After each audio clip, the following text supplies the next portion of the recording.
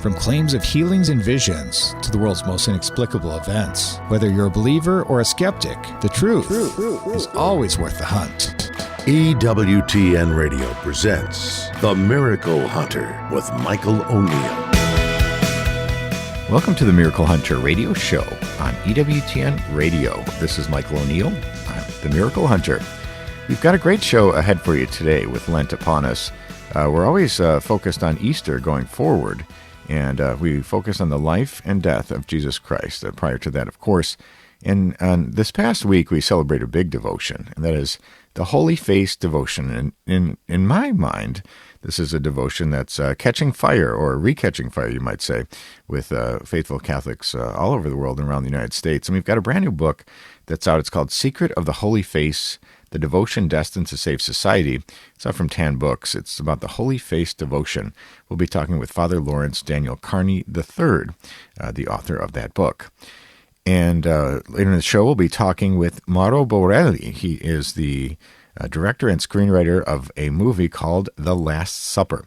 So this is a movie that's coming out, and it depicts some of the great miracles of Jesus, which draws my special attention, and of course puts a special focus on the Last Supper. So we'll be excited to talk to Mauro in just a little bit. Check out my television series, They Might Be Saints, which airs every week. This week it's airing March 16th on Sunday at 1:30 p.m. Central Time. Canonization candidate Father Al Schwartz is dedicated his life to working with the poorest of the poor, establishing youth programs and founding religious orders that still serve his worldwide mission long after his death. This is one of my favorite episodes of They Might Be Saints about Father Al Schwartz.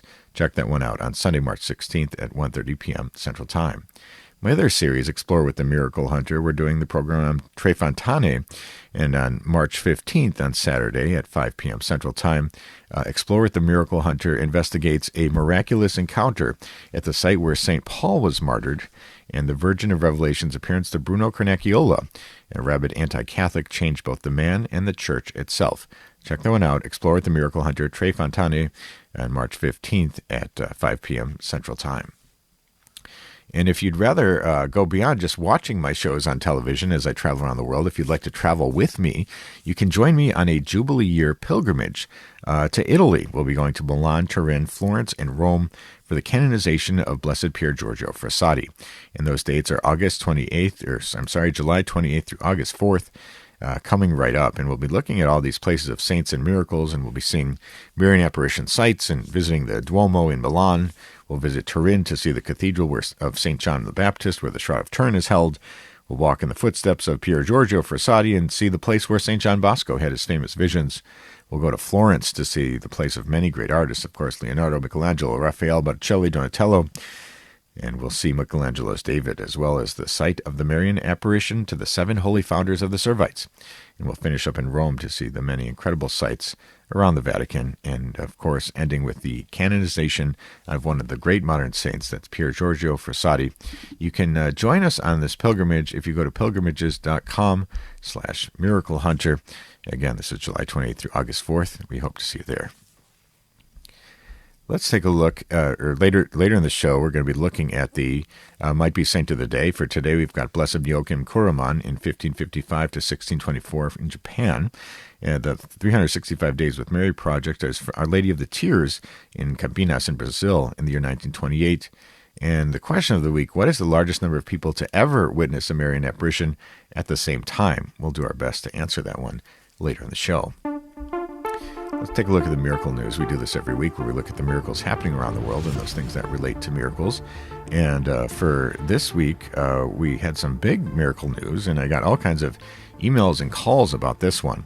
There's a possible Eucharistic miracle that's been claimed at St. Anthony's Catholic Church in Morris, in Indiana. And so it might be a case of an extremely rare Eucharistic miracle happening in Morris. And a wafer that was used for communion fell on the floor. It was disregarded and placed inside a dish within the tabernacle to dissolve. And that was placed in a dish a few weeks ago. And on Saturday, a parishioner opened the tabernacle and was surprised to find a reddish substance also in the dish. And several members of the church believe the substance of the blood to be the blood of Christ, with the possible miracle known as a bleeding host. And we have we have the situation where the bleeding host or the appearance of a bleeding host in Morris has not been confirmed, as a lengthy investigation could ensue. And, of course, the Catholic Church looks at these things skeptically, and they want to see it proven by science. We have cases of alleged Eucharistic miracles, even here in the United States, where it's red bread mold that results in that bright red color. So if, in fact, they were to investigate this and find this to be a case of true flesh and true blood, they would refer the miracle to the Dicastery of the Doctrine of the Faith in Rome for further investigations. Of course, there have been very few of Eucharistic miracles throughout history. Perhaps as few as 30 bleeding host miracles have been claimed or have been validated in some way by the Catholic Church. So we'll be paying attention to that one. I think that was big news that was reported this past week, and we'll let you know the latest results when we get them. Let's take a look at Catholic Pub Trivia. We do this every week where we ask a trivia question, give out a prize to an emailer that writes in with the correct answer. Last week, we had the question of which pope had the shortest timeline between his death and canonization. That answer, of course, was Pope St. John Paul II, who lived from April 2nd, 2005. That's when he died, and his canonization was April 27th, 2014, so 9 years later. So that was the shortest path to canonization for a pope. So that was quite quick. Most other canonizations of popes take perhaps decades or centuries. In this week's question, we're talking today about the Holy Face devotion, which stems from the scene of St. Veronica wiping the face of Jesus. And we're asking, what has St. Veronica become known as the patron saint of? So again, that question for today is, what is the patronage? What is St. Veronica the patron saint of? If you think you know that question, send me an answer to questions@miraclehunter.com, and maybe you'll have the right answer and win that prize, and answers and winners will be posted on the show page on miraclehunter.com. We need to take a short break, but when we come back, we're going to be talking to Mauro Borrelli, the director and screenwriter for the new film, The Last Supper. Stay with us for that.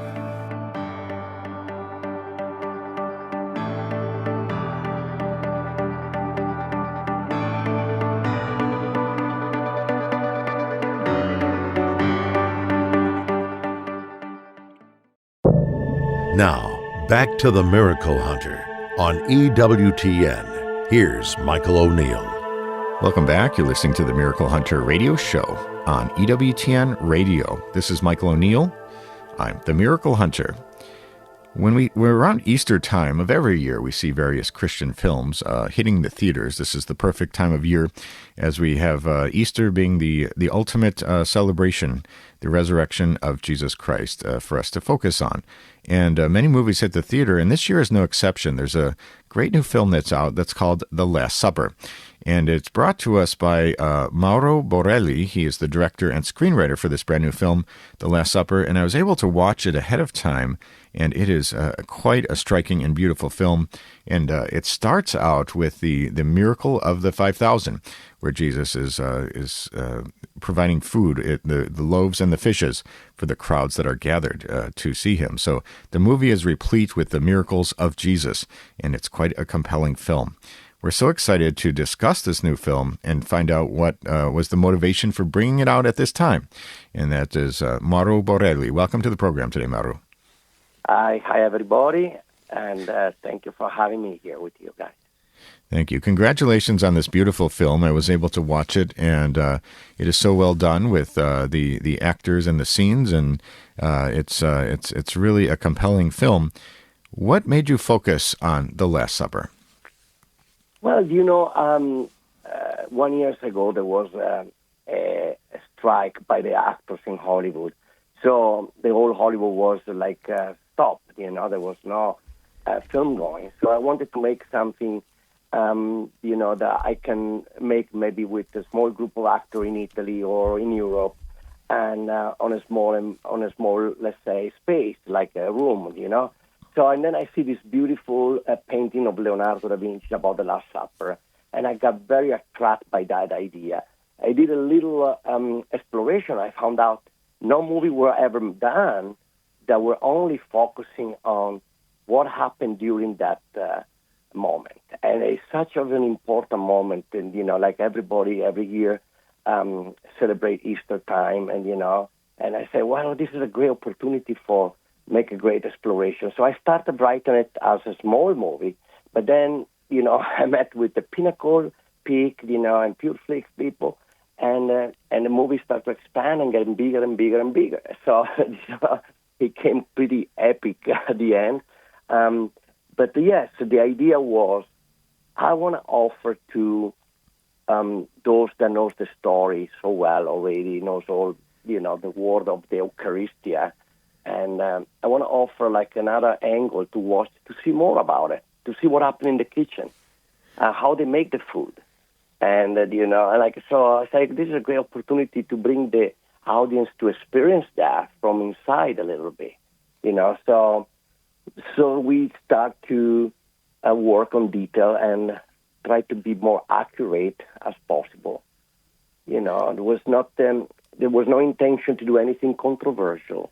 I wanted to stay very close to the scripture, but just showing, a little more of how at that time, the costumes and the props and the art direction, so that people can really have a feeling to be transported during that time. So that was the challenge and the inspiration, for it. Wonderful. Well, it's a beautiful film and a great success from how you describe what you're trying to accomplish. The name of the film is The Last Supper Movie. It's out in theaters on March 14th. We're talking today with Mauro Borrelli, the director and screenwriter for this brand new film. And Mauro, I know you're Catholic, and this is a Catholic television or radio network, I should say. So The Last Supper is extremely important for all Christians, of course. It's the institution of the Eucharist. But Catholics have a special view of the Eucharist as the body, blood, soul, and divinity of Jesus Christ as established at the Last Supper. How did you hope to bring that to light to audiences who may or may not be Catholic? Well, look, my approach, like on the film, was that I want to figure it out what the most important things that I want to tell in the story. And while staying very close to the scripture, I found out that this can be great for everybody, for all the audience that are religious and non-religious, so they can know a little more about it, right? So one of the things that happened to me, when I was doing the research is, when I was a kid, I was an altar boy for a couple of years, when I was 8, 9 years old, in my small city. And I remember during the communion time and the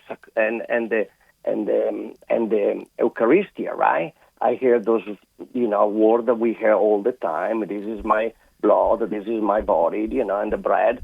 But I never really had an understanding of that really deeply, what it was, right? So what I learned during this experience of making this movie was that actually during that time it was a Passover celebration, a Jewish celebration. And what was done at that time was the blood of the lamb was used to put on top of the door of those houses that were celebrating that moment as a sacrifice to God for sparing for the escaping to Egypt, for the salvation of the Jews. And I figured out, well, Jesus is basically becoming the lamb. So he's changing that day during that moment. Is changing the lamb of the blood with his own blood, and it's almost like if you have a credit card that you have to pay the interest every year, and the interest that you pay is the blood of the lamb, and you never ended to pay the credit card in full, and Jesus came to pay in full, and it's like, oh my God, it's like I never thought about, like it's like, well, this is great. So Jesus became the lamb. And his blood became the sacrifice that was done for all of us, and once forever, like to pay in full, So that element was something that always escaped me a little bit, never thought about. And for me, it was a beautiful thing to see, how important that sacrifice was. Beautiful. And the other thing was the relationship with Peter, and Judas. I thought it was very important that even these days, that some people sometimes they can go to the wrong path. I didn't want to do a Judah that was extremely bad from the beginning. I want to show that he's a tortured man, somebody that actually choose the wrong path when he feels the temptation by Satan. And Peter also denied Jesus. So they're both somehow complementary, But Peter found the strength, and he find the right path. So it's like everybody, that watch this movie, they can see themselves into a moment of their life that they can feel tempted or they can feel, weak. You know what I mean? But there is a hope. There's a way to find the strength. And if you follow Peter, we can move on and restore ourselves. You know what I'm saying? So that for me was important to show that, as well. Wonderful. We've been talking today with Mauro Borrelli, the director and screenwriter for this film, The Last Supper, which is in theaters March 14th. And Mauro, I imagine that as a screenwriter and a director, you have a vision of how things should look when you write it, when you direct the actors. I must ask you, what was your favorite scene from this movie? The scene where you said, yes, the actors got it exactly how I envisioned it. This is the beautiful portrayal of what I wrote. What's your favorite scene of your movie? Well, my favorite scene is a moment when Judas goes to see Caiaphas, the high priest. And he goes there to tell him, okay, I know where you can find Jesus. He's going, basically, he makes the wrong decision of his life. And Caiaphas say, well, but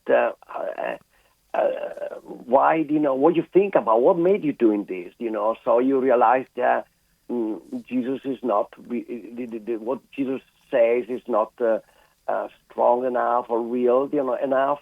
And Judas say, no, actually, Jesus did what they say. And he tells this beautiful story when Jesus multiplied the fish and the bread, and when Jesus was walking on water. So that's a moment almost like, oh, come on, Judas, you see all this, and you still you're going to betray. And I'm almost like, so that you can see that the Judah actually knows that Jesus is God, and still is tortured by Satan, and it cannot. It's almost like a part of the divine prophecy that he has to fulfill. But I like that moment because the acting of Rob Knepper, which is the actor from Prison Break, and James Faulkner, they're fantastic in that moment. So with all those that will watch the movie, pay attention to that moment. It's a fantastic acting scene, yeah. Good. I know it's important to know the director's favorite part, so people will pay special attention to that. Now, Mauro, the name of this film is The Last Supper movie. It's available in theaters March 14th.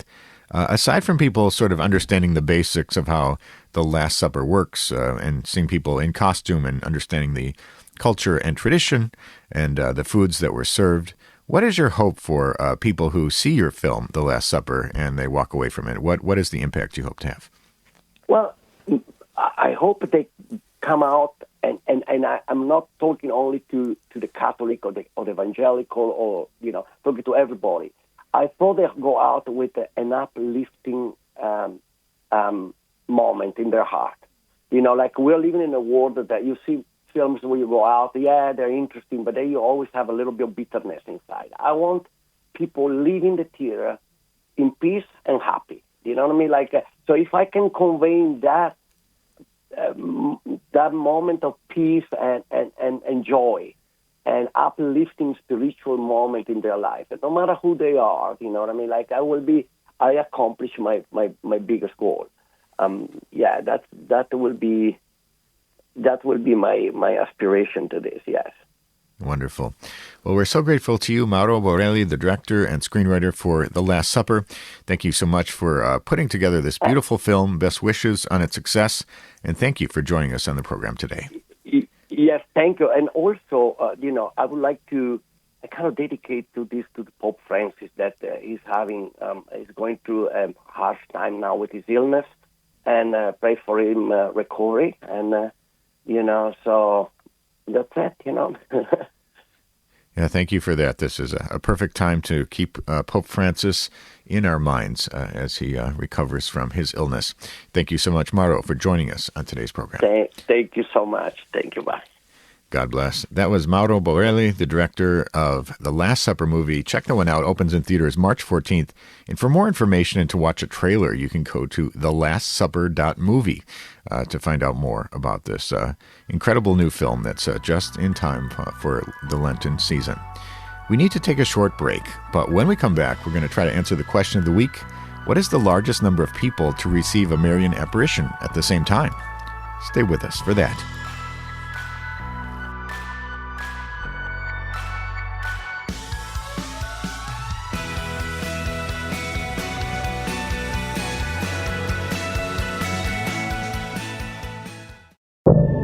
Now, back to the Miracle Hunter on EWTN. Here's Michael O'Neill. Welcome back. You're listening to the Miracle Hunter radio show on EWTN Radio. This is Michael O'Neill. I'm the Miracle Hunter. I love getting your questions. People write in from around the world with questions about miracles that are happening in today's world, like that Eucharistic miracle that was just claimed in Indiana, and also miracles that have happened centuries ago. And we have another question about Marian apparitions.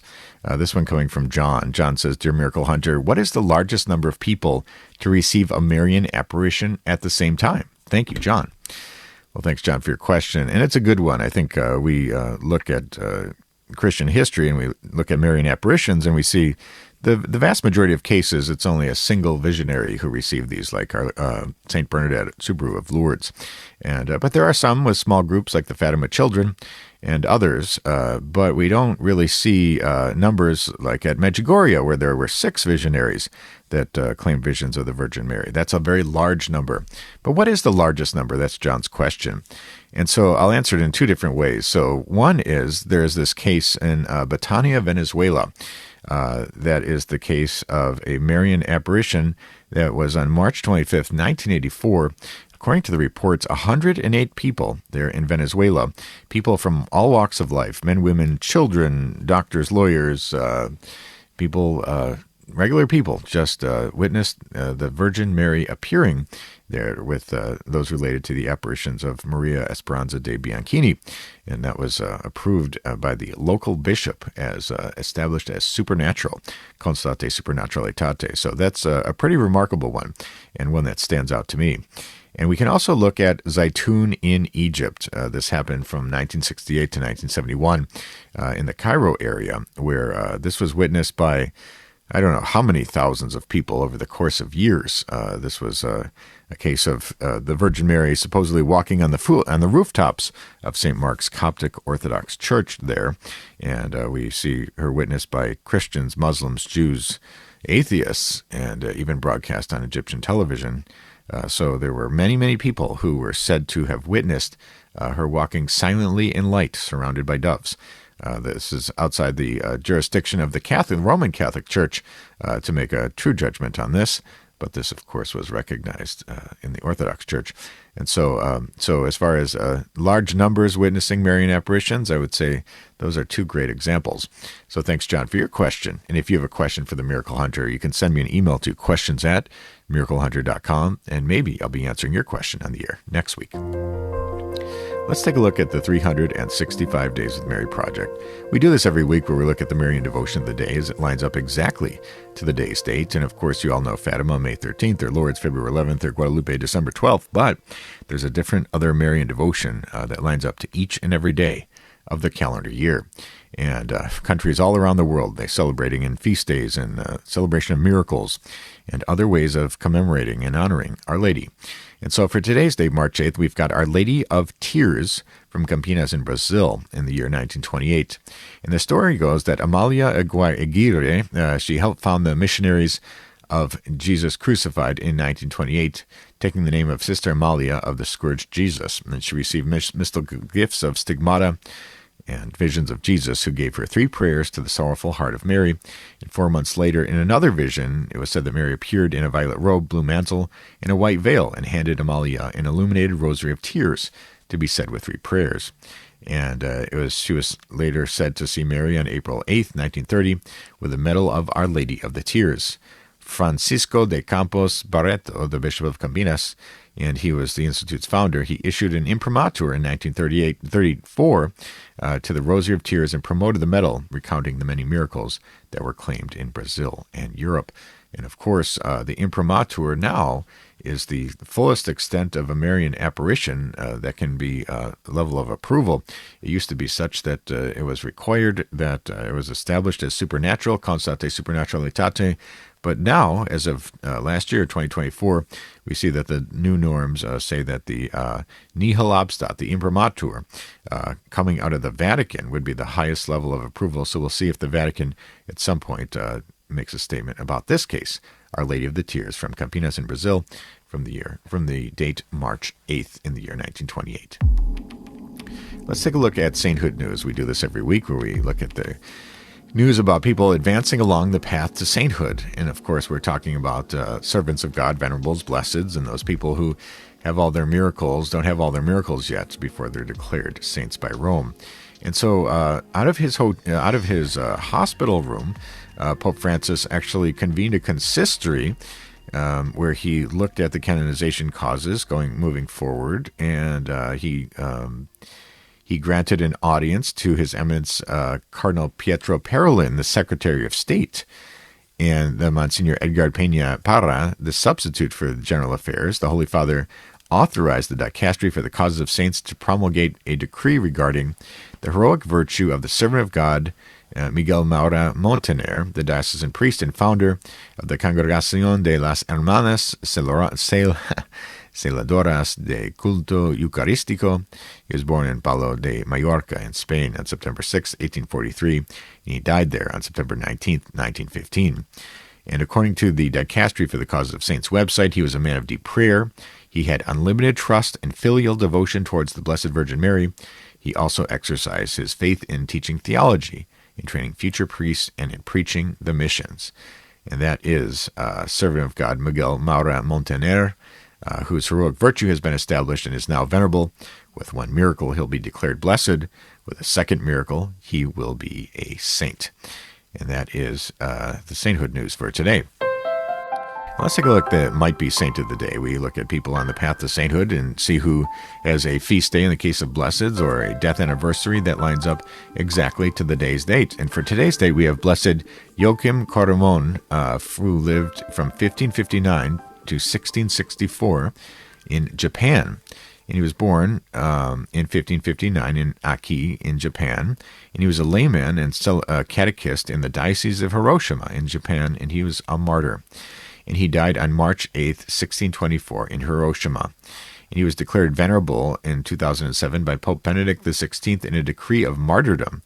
And on November 24th, 2008, he was declared blessed by Pope Benedict XVI, and his beatification was celebrated at the Nagasaki Prefectura Baseball Park in Nagasaki, Japan. It was presided over by Cardinal Jose Sariva Martins. And that is Blessed Joachim Coromon. With one miracle, he will be Saint Joachim from Japan. And that is today's Might Be Saint of the Day. Let's take a look at what will be airing this week on They Might Be Saints. On Sunday, March 16th at 1:30 p.m. Central Time, the episode of They Might Be Saints is Father Al Schwartz. And he's a canonization candidate who dedicated his life to working with the poorest of the poor, establishing youth programs and founding religious orders that still serve his worldwide mission long after his death. And that is They Might Be Saints, Father Aloysius Schwartz. That was an amazing episode to film. We traveled to Mexico, and we went to the Villa de las Niñas, the girls' town, you might call it. And we saw where there were 4,000 girls there who were tended to by the sisters of Father Al Schwartz. They take care of him in a tremendous way. It was a truly eye-opening experience. So I encourage people to check that one out. They Might Be Saints, Father Aloysius Schwartz. You can find about his incredible work in Korea and Mexico and around the world. Truly eye-opening. That's March 16th at 1:30 p.m. Central Time. We need to take a short break, but when we come back, we're going to be talking with Father Lawrence Daniel Carney III, the author of The Secret of the Holy Face. Stay with us for that.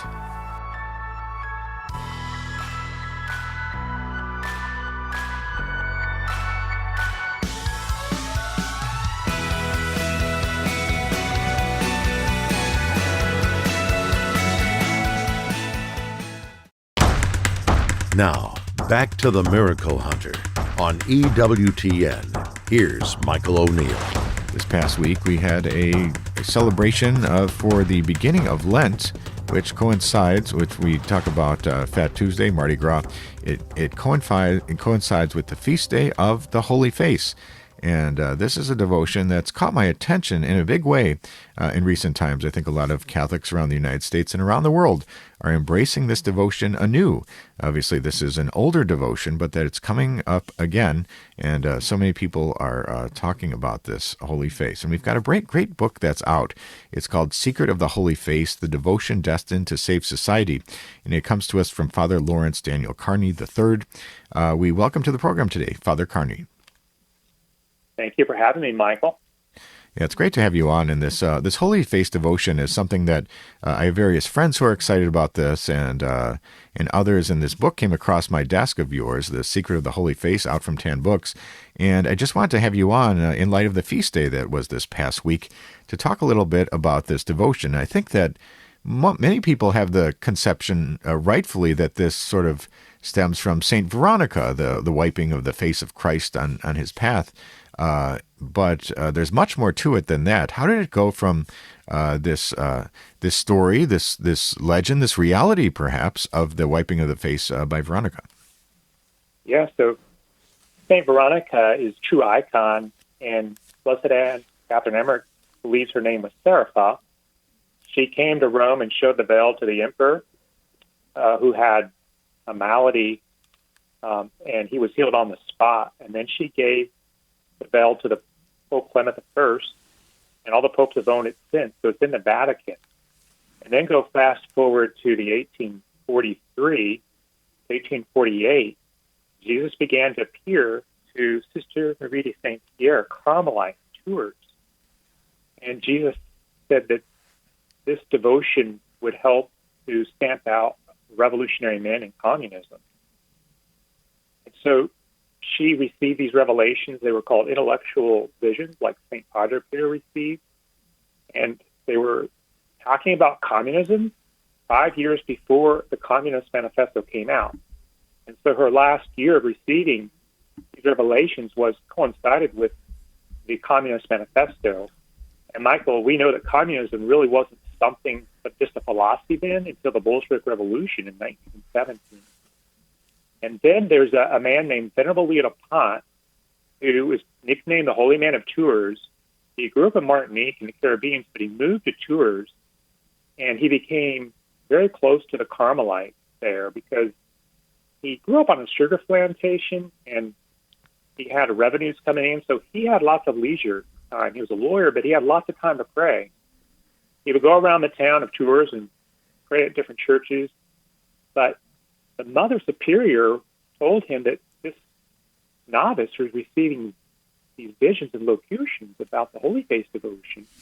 And so he saw this devotion as something that could stomp out the revolution that was going on in the 1840s.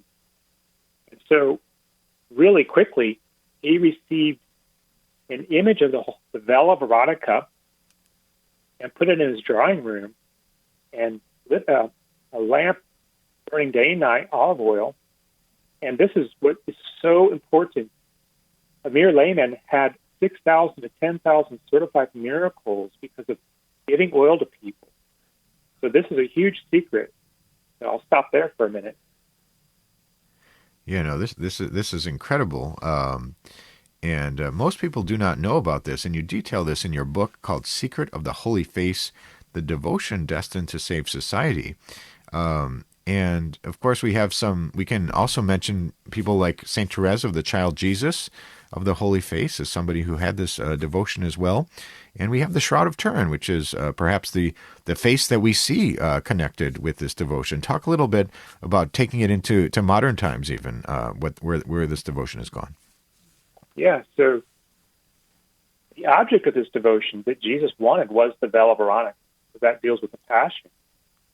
And the Shroud of Turin is the face of our Lord too, but that one has a different object, and that deals with the death of Jesus. And then there's the mandolin, and there's also the veil of Montepello, which veil of Montepello could be considered the resurrection of Jesus because it was that napkin on his face. So I like to make those distinctions because Jesus wanted an association of people that would become prayer warriors to fight against the revolution in modern times, which are now. And so he wanted this association to be attached to the veil of Veronica. And so those miracles happened to Venerable Leo Pont by the veil of Veronica. Now, there's a little background. In 1849, the Pope was under attack by the Freemasons, and he exiled himself in the Gaeta. It was Pope Blessed Pius IX. And the canons of St. Peter's Basilica decided to take the veil of Veronica out for 3 days to make reparation, which was unheard of. And on the third day, a miracle happened. The veil was covered by a blank piece of fabric. It was either silk or linen. And this blank fabric received the lines of a man that was in deep sorrow and going through a passion. And there was a light that emanated from it without the use of candles or any artificial ways. And so artists saw this and they drew it. And it was certified by the Vatican notary, and it was a talk of Rome for months.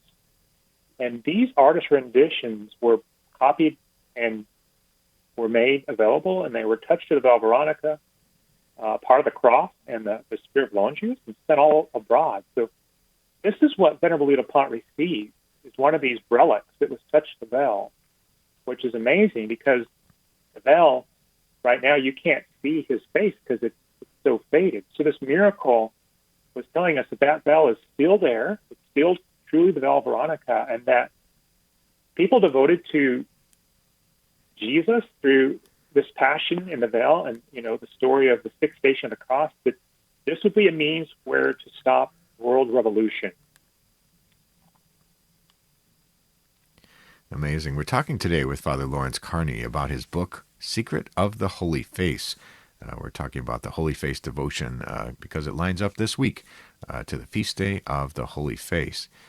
There are various images, Father, about related to the Holy Face: the Shroud of Turin, the Veil of Veronica, the Manipello image, the Edessa image, the Sidarium of Oviedo. We have all these various cloths that relate to Jesus' face. How do we understand all these different cloths that are claimed, that exist? How do they all work together? So the veil of Veronica was from Veronica wiping the face of Jesus on the way of the cross. And the Shroud of Turin were the winding sheets that basically about 12 feet long that were folded and were buried with Jesus. And the veil of Manipello is the napkin that was placed on the face of Jesus when he was buried. And so those are the main ones that I focused on. And they're all related to the face of Jesus, of course. But stress is put on how the veil of Veronica is to fight the current revolution. And also the fact that the church is going through her passion. The object of the veil of Veronica is different than the other one because it deals with the passion. Whereas the Shroud of Turin deals with the death, and the veil of Manipello deals with the resurrection, because it's supposed that our Lord, when he rose from the dead, he quote-unquote burned his face on the veil of Manipello.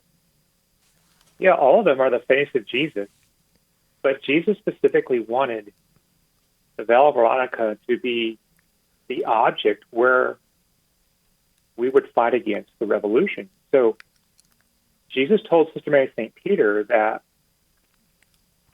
his Father in heaven is greatly disappointed by the human race for two sins: blasphemy, profanation of Sundays and holy days. And it would be by this image, the veil of Veronica, that we could turn this around and beg God to fight this war for us. So the very curse was that the Father would punish us with the scourge of revolutionary men. And so we saw that in 2020, a brief synopsis of what that could look like.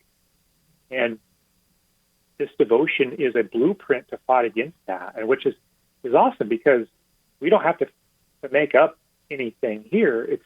It's written out for us. This devotion is so deep and detailed. There's 9 promises, and there's a whole manual, the Archconfraternity of the Holy Face, that is rich in prayers. It was printed in 1887.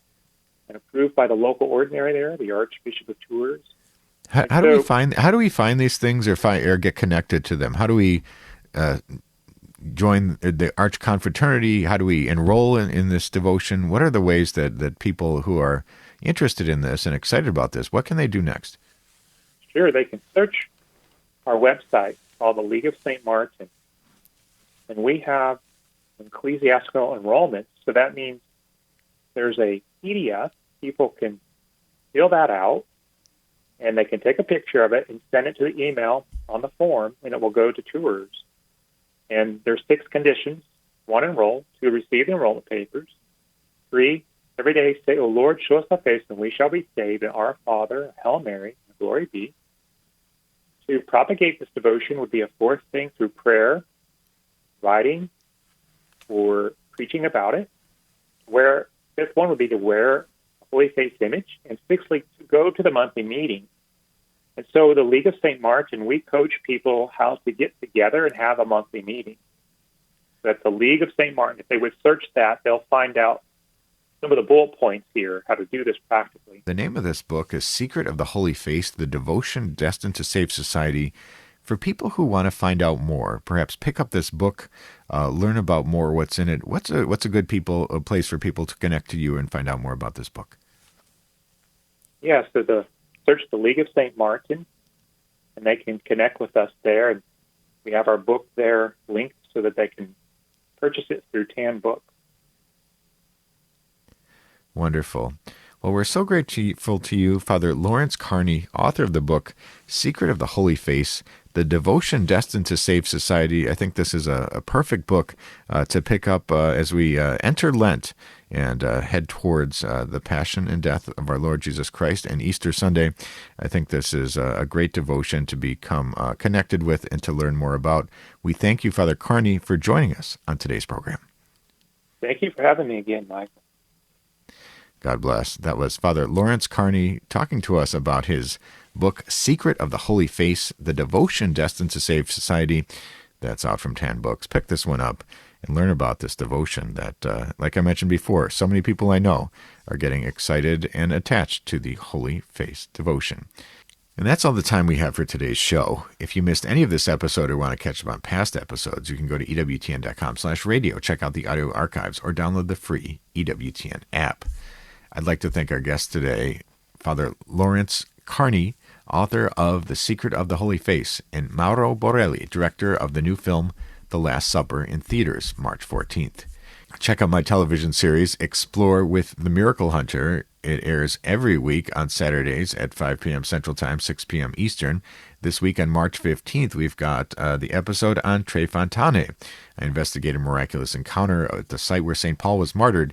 The Virgin of Revelation's appearance to Bruno Carnacchiola, a rabid anti-Catholic, changed both the man and the church itself.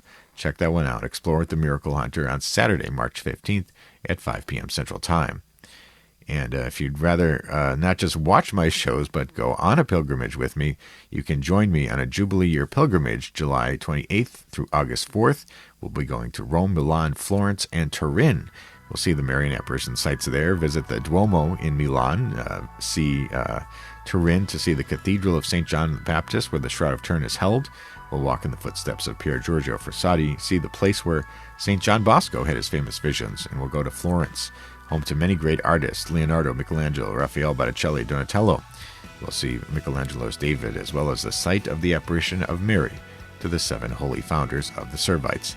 We'll finish up in Rome to see the many incredible sites around the Vatican, and finish with the canonization of one of the great modern saints, and that's Pier Giorgio Frassati. So check that one out. Go to pilgrimages.com/Miracle Hunter to find out more and to sign up. And I'd like to thank you for joining me today on Miracle Hunter, where from claims of healings and visions to the world's most inexplicable events, whether you're a believer or a skeptic, the truth is always worth the hunt. Talk to you next week.